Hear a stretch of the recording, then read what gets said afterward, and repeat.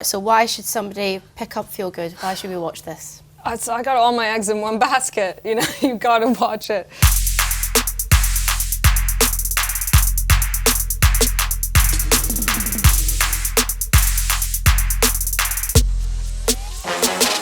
Hi, it's Claire Lim here, and this is NME, of course, and I'm sitting with the lovely Mae Martin to talk about Feel Good.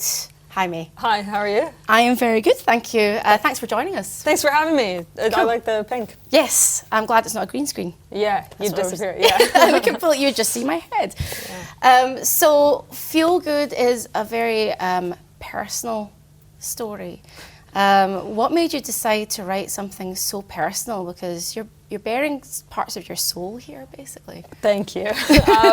I mean, I'm a stand-up comedian, and I always find that like the weirder stuff that I share on stage, like the really specific kind of stuff that I'm ashamed of or embarrassed about, that's always the stuff that people relate to. Mm-hmm. So that just has been the rule. Like the more personal, the more universal in a way. Mm-hmm. It's kind of so it made sense. I did a stand-up show about addiction and relationships, and then it kind of came out of that.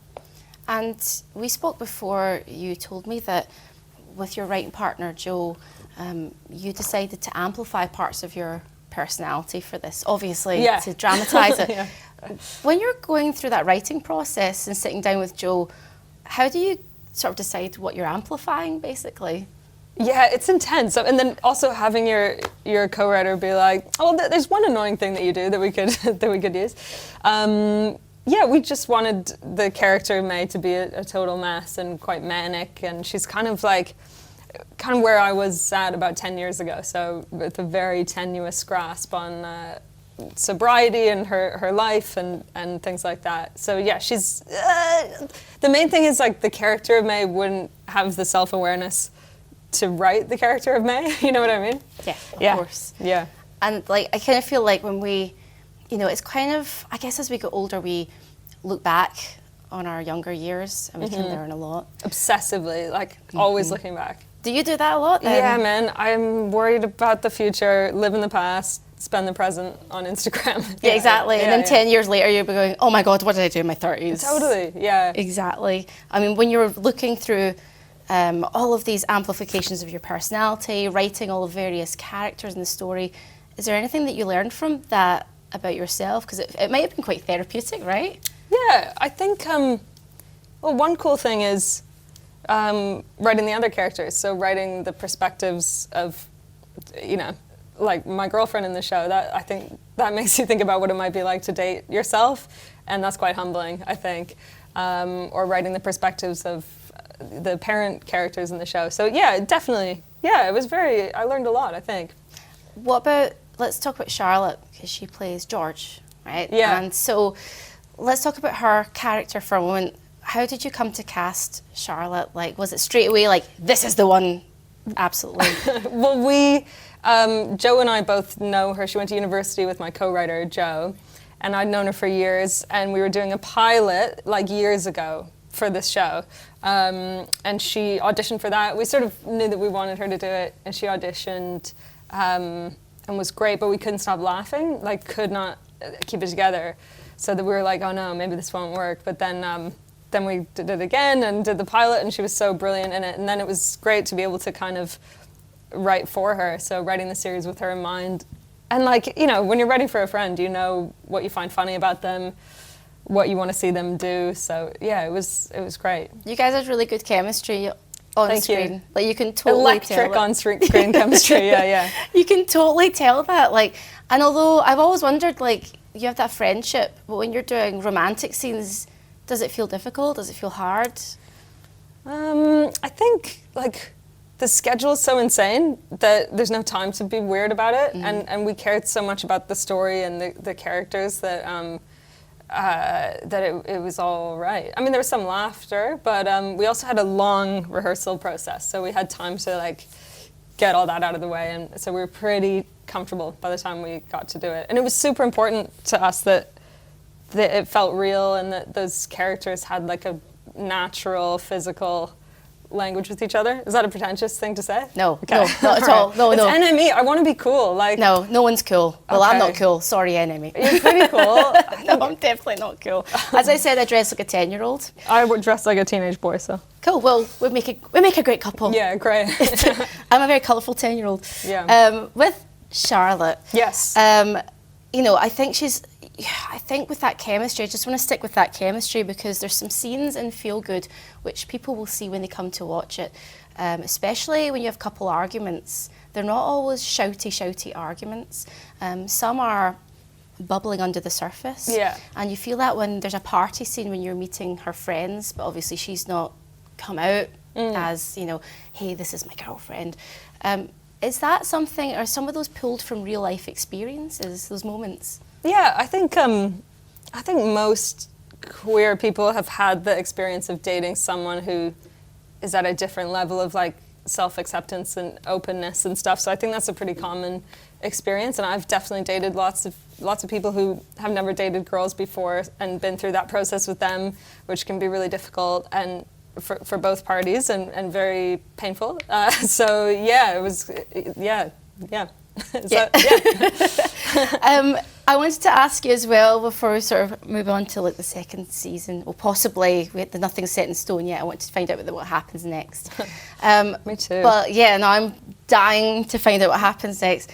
But with that, you know, in mind, you know, and the sort of couples arguments and things like that, and you know, dating someone who hasn't kind of come out completely yet. I was doing some research online before I met you, and there's a couple of interviews I read where they were really focusing on you're a lesbian.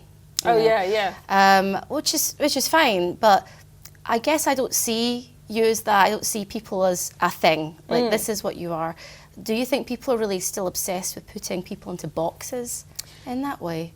Yeah, and it's funny, like, I don't identify as a lesbian. I'm bi, I date men, and that's an assumption that people make a lot, I guess, because of my hair or whatever. Yeah. But, yeah, that's so funny how you get, like, a prefix to your name. Like, yeah. So I think we're moving away from that, but there's a long way to go still. Yeah, and there's no particular label that I really connect with. So if there was, I might be super into it, but... I just find labels really strange. Somebody said to me the other day, I went, yeah, I really like metal. Like, I love Slipknot. You know, I like Tool. Do you? Yeah, I love Slipknot. Oh my God. I meant... Tool, don't they have a new album? Yes. Yeah, is it good?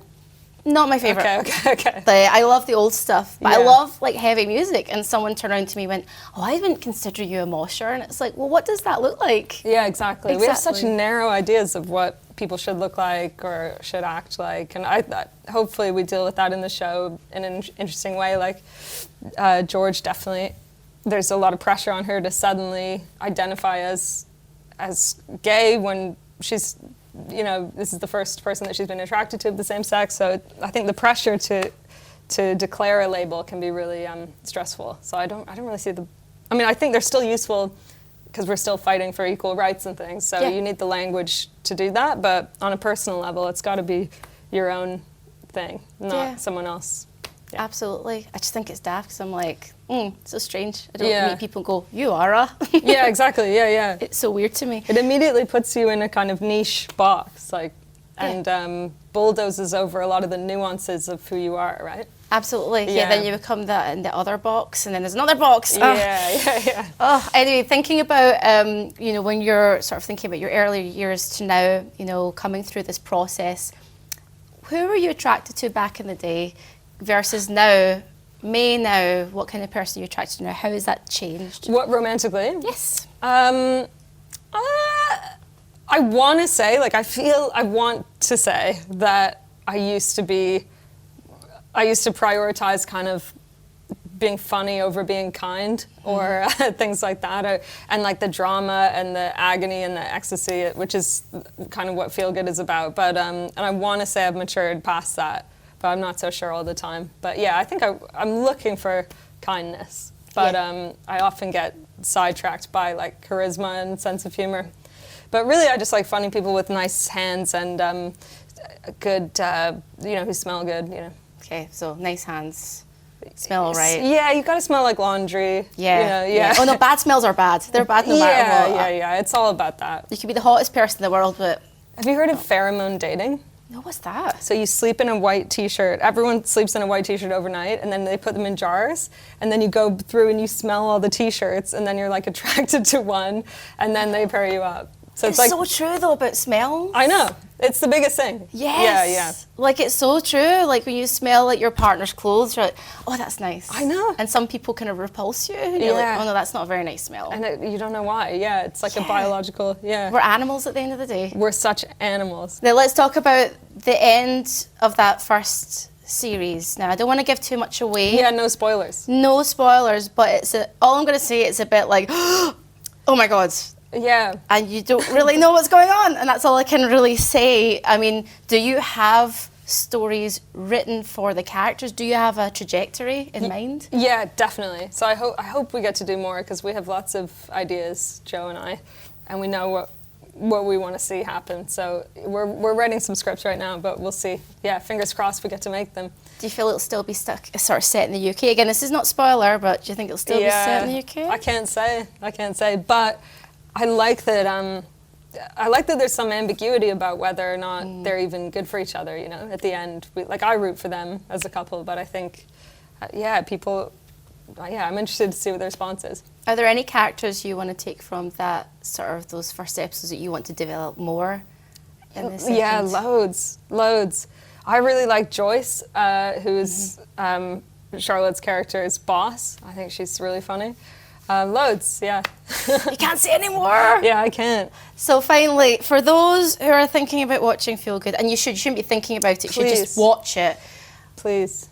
Do your promo, go for it. So why should somebody pick up Feel Good? Why should we watch this? I got all my eggs in one basket. You know, you got to watch it.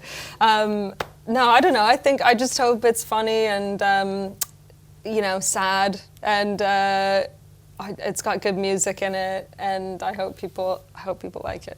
And I'd like to add, it's bloody amazing. So just watch it. Oh, thanks. Cool. Thanks so much. Thank you very much. Thank you.